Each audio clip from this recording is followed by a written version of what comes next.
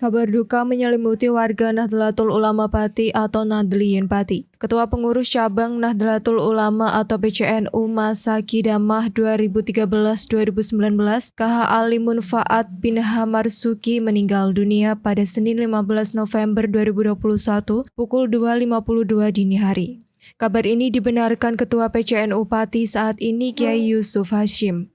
Ia mengungkapkan Kiai Ali Munfaat meninggal karena sakit dan sempat dirawat di rumah sakit pada Sabtu 13 November 2021 lalu. Jenazah Kiai Ali Munfaat diberangkatkan dari rumah duka yang berada di Desa Sari Rejo, Gang 7, RT 8 RW 1 Pati dan akan disemayamkan di makam Desa Tawangrejo sekitar pukul 10 WIB. Kiai Yusuf Hashim mengenang kepribadian KH Ali Munfaat yang sangat dekat dengan siapapun. Bahkan seniornya di NU tersebut bisa humble dengan semua lapisan masyarakat.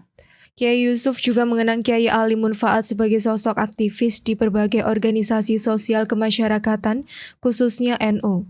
Bahkan beberapa hari sebelum meninggal ia sempat menghadiri acara pendidikan.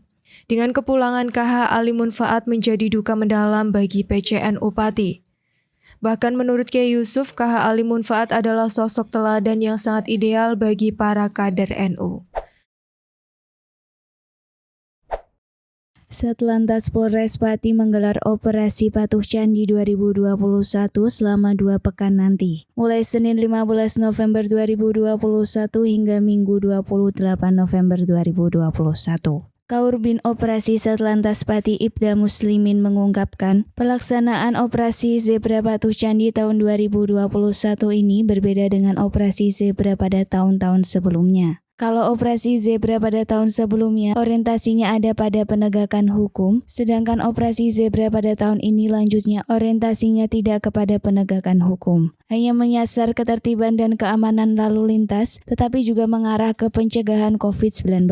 Hal ini dikarenakan pandemi COVID-19 ini belum berakhir. Sedangkan untuk pemberlakuan tilang, pihaknya mengandalkan ETLE dan Kopek atau kamera portable penindakan kendaraan bermotor, jadi tidak kontak langsung dengan pelanggar. Selain itu, dalam operasi Zebra Patuh Candi ini, pihaknya juga menggelar beberapa kegiatan diantaranya bakti sosial dan pembagian masker. Sepasang kekasih terciduk sedang berduaan di salah satu kos-kosan di Kabupaten Pati pada Rabu 17 November 2021 dini hari. Kejadian itu terjadi di Desa Ngarus, Kecamatan Pati Kota.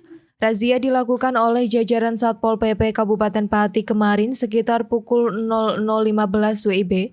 Sepasang sejoli ini pun digelandang ke markas Komando Satpol PP Kabupaten Pati. Kasatpol PP Kabupaten Pati Sugiono mengatakan, sang wanita itu mengaku sudah 2 bulan kabur dari rumah. Akhirnya sang nenek pun menjemputnya. Berdasarkan data yang diperoleh, pasangan tersebut tak berasal dari Pati. Sang wanita berasal dari Kudus, sementara sang pria berasal dari Blora. Ia mengatakan sepasang kekasih berdua berada di Pati lantaran ingin mencari kebebasan. Sang wanita menganggap bahwa ia tidak bisa bebas bila berada di rumah. Sebelum dijemput oleh neneknya, pihaknya membelikan baju gamis. Adanya operasi ini, pihaknya menggencarkan penertiban rumah indekos yang diduga menjadi tempat prostitusi. Selain untuk mengetahui dokumen perizinan kos-kosan dan identitas para penghuni. Kegiatan razia ini juga dalam rangka penegakan pemberlakuan pembatasan kegiatan masyarakat di Pati. Terlebih kabupaten yang berjuluk Bumi Minatani ini masih berada dalam PPKM level 3.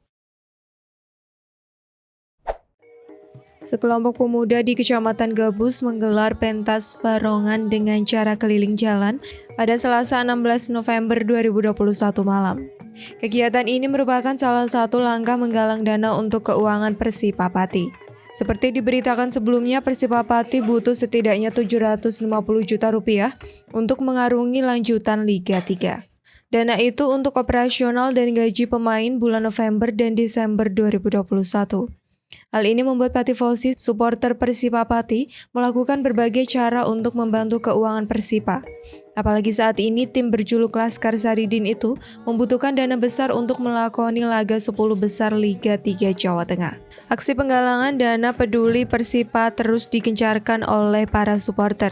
Seperti halnya di Desa Kecamatan Gabus, Sekelompok pemuda yang tergabung dalam Persatuan Sepak Bola Gabus turut melakukan aksi galang dana untuk tim kebanggaan warga Bumi Minatani ini. Uniknya mereka menggunakan kesenian tradisional saat penggalangan. Sekelompok pemuda itu keliling desa dengan memainkan barongan. Bayu mengatakan pihaknya akan melakukan aksi galang dana lanjutan dengan memakai metode yang sama. Ia berharap uang yang akan mereka berikan kepada manajemen Persipa bisa bermanfaat untuk tim. Selain aksi yang dilakukan oleh sekelompok pemuda di Kecamatan Gabus ini, para supporter Persipa yakni Patifosi juga terus melakukan aksi galang dana di sejumlah wilayah. Baik melalui fun game sepak bola, bahkan melalui penggalangan dana di sejumlah titik lampu merah. Beberapa waktu lalu, Malwapati FC juga menggalang dana dengan menggelar laga persahabatan bersama Saridin Warriors FC. Beberapa Patifosi juga melakukan langkah galang dana di berbagai traffic light. Hingga sejauh ini Patifosi terus bersinergi dalam rangka suksesi gerakan diurus cacah yang terus mereka gaungkan.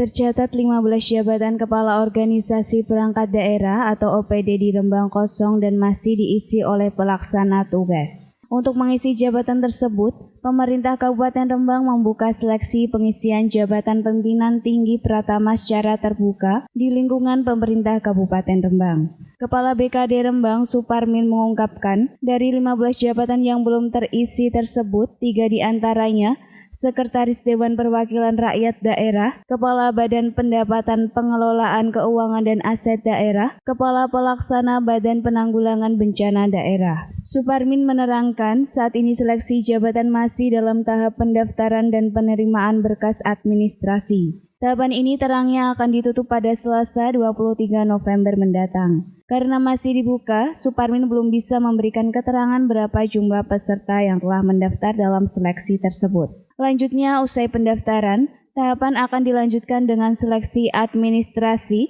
rekam jejak, integritas dan moralitas pada tanggal 24 hingga 29 November 2021. Lalu tahapan seleksi uji kompetensi, penggalian potensi yang digelar pada tanggal 3 hingga 11 Desember 2021, dilanjutkan tahap uji gagasan dan wawancara pada tanggal 13 hingga 15 Desember. Dan terakhir tahap pengumuman dan penetapan hasil akhir seleksi ke-15 formasi jabatan akan diumumkan pada tanggal 16 hingga 17 Desember 2021.